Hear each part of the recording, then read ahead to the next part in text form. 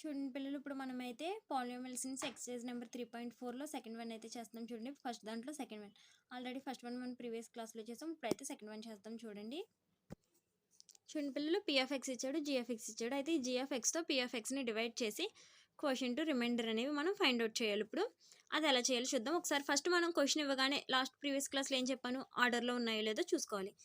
చూసుకుని పిఎఫ్ఎక్స్ equal to ఇక్కడ 4 ఉంది, తర్వాత క్యూబిక్ టర్మ్ లేదు, స్క్వేర్ 1 0 సరిపోయింది. ఇక్కడ స్క్వేర్ 1 ఉండాలి, 1 ఇక్కడ ఉంది 0.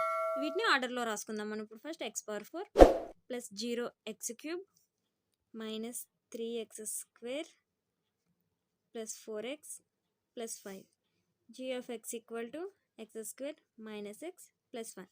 ఇప్పుడు ఈ రెండింటిని అయితే డివైడ్ చేద్దాం. చూడండి పిల్లలు, x² minus x plus 1 x⁴ plus 0x³ minus 3x² plus 4x plus 5. First మనం ఇలా రాసుకోగానే వెంటనే ఏం చేయాలి, x⁴ టర్మ్ని ఇక్కడ ఉన్న టర్మ్తో డివైడ్ చేయాలి.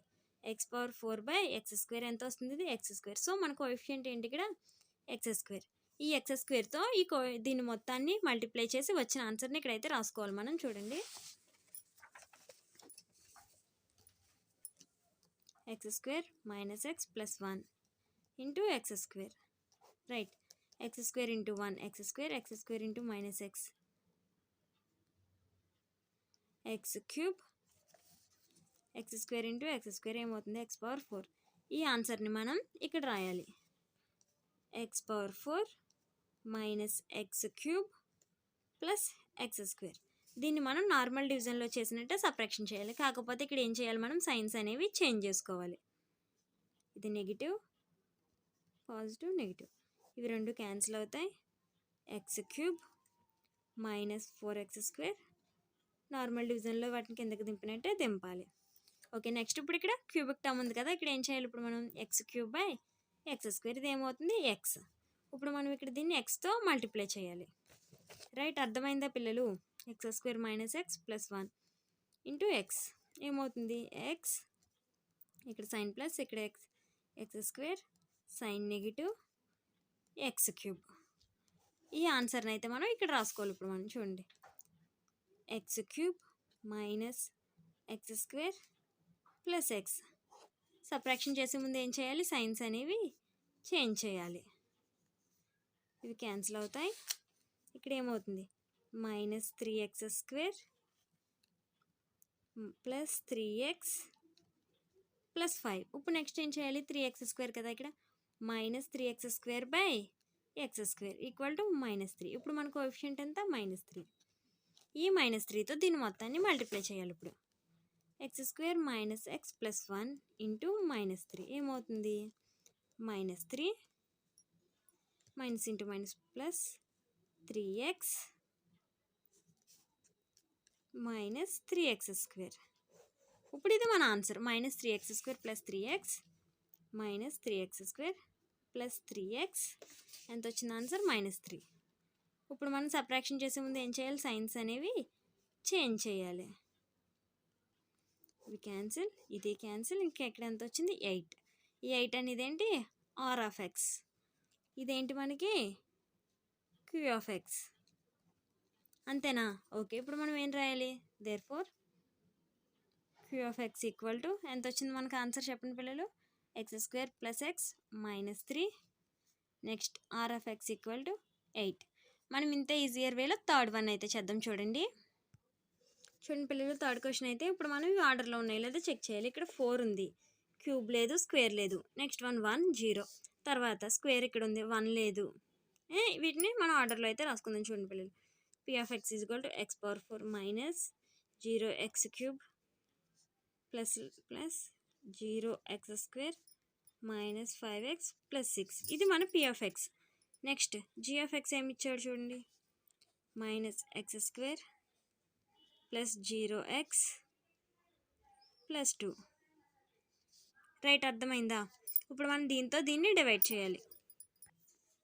చూడండి పిల్లలు, ఇప్పుడు మనం దీన్ని ఎలా రాసుకోవాలి, minus x² plus 2 x⁴ plus 0x³ plus 0x² minus 5x plus 6. ఇప్పుడు మనం ఫస్ట్ ఏం చేయాలి? X power 4 by minus X square. దీని వాల్యూ ఎంత? Minus X square. అంటే ఇప్పుడు మన కోఎఫిషియంట్ ఎంత ఇక్కడ? Minus X square. ఈ మైనస్ ఎక్స్ స్క్వేర్తో దీన్ని మల్టిప్లై చేయాలి. Minus into minus plus X square into X square X power 4. నేను డైరెక్ట్గా చేస్తున్నా చూడండి. అలానే ఇప్పుడు next minus X square into plus 2x అంటే ఇది ఏమవుతుంది? Minus 2x square. రైట్, అంతేనా? నేను ఇది ఒకసారి మీకు అక్కడ చేసి చూపిస్తాను చూడండి రఫ్లో. ఇది మనం వీలైనంత వరకు డైరెక్ట్గా చేసుకోవడానికి అలవాటు అవ్వాలని నేను అలా రాశాను. Minus X square plus 2 into minus X square. చూడండి ఏమొస్తుంది ఇక్కడ? Minus 2x square plus X power 4. ఇదేనా? దీన్నే ఇక్కడ నేను రాశాను. X power 4 plus 0 minus 2x square.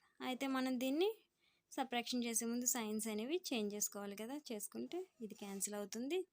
ఇక్కడ ఎక్స్ క్యూబ్ టర్మ్ లేదు కదా, ఇక్కడ లేదు, ఇక్కడ ఎక్స్ స్క్వేర్ ఇక్కడ లేదు, ఇక్కడ plus. So 2x square minus 5x plus 6. ఇక్కడ ఇదంతా చూడండి ఒకసారి. 2x square by minus X square. ఇది ఏమవుతుంది? మైనస్ 2. రైట్, ఇప్పుడు మనకి ఇక్కడ కోఎఫిషియంట్ ఎంత? మైనస్ 2. మైనస్ 2తో దీన్ని మల్టిప్లై చేయాలి. Minus 2 into minus X square ఏమవుతుంది? Plus 2x square. రైట్, అంతేనా? Next minus 2 into plus 2 minus 4. Constant కదా, కాన్స్టెంట్ దగ్గర రాయాలి. ప్లస్ 0. సైన్స్ అనేవి చేంజ్ చేయాలి. ఇక్కడ ఏమొస్తుందో మనకి? Minus 5x plus 10.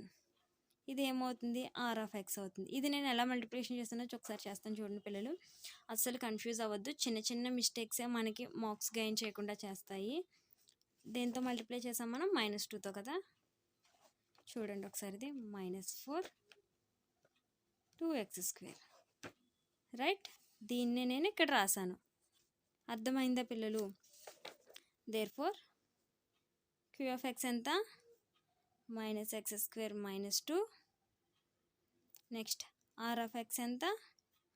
Minus 5x plus 10. ఇది ఎక్కడితో స్టాప్ చేయాలి అంటే ఇక్కడ ఎక్స్ స్క్వేర్ ఉంది కదా, దానికన్నా చిన్న టర్మ్ వచ్చే వరకు. అదే ఇక్కడ ఎక్స్ క్యూబ్ ఉందనుకో, ఇక్కడ ఎక్స్ స్క్వేర్ రాగానే ఆపేయచ్చు. ఇక్కడ మనకి ఎక్స్ స్క్వేర్ ఉంది కాబట్టి ఎక్స్ వచ్చే వరకు చేయాలి. రైట్, అర్థమైంది కదా పిల్లలు? వీడియో మీకు హెల్ప్ అయింది అనుకుంటే కనుక వీడియోని లైక్ చేయండి, ఛానల్ సబ్స్క్రైబ్ చేయండి. Thanks for watching this video.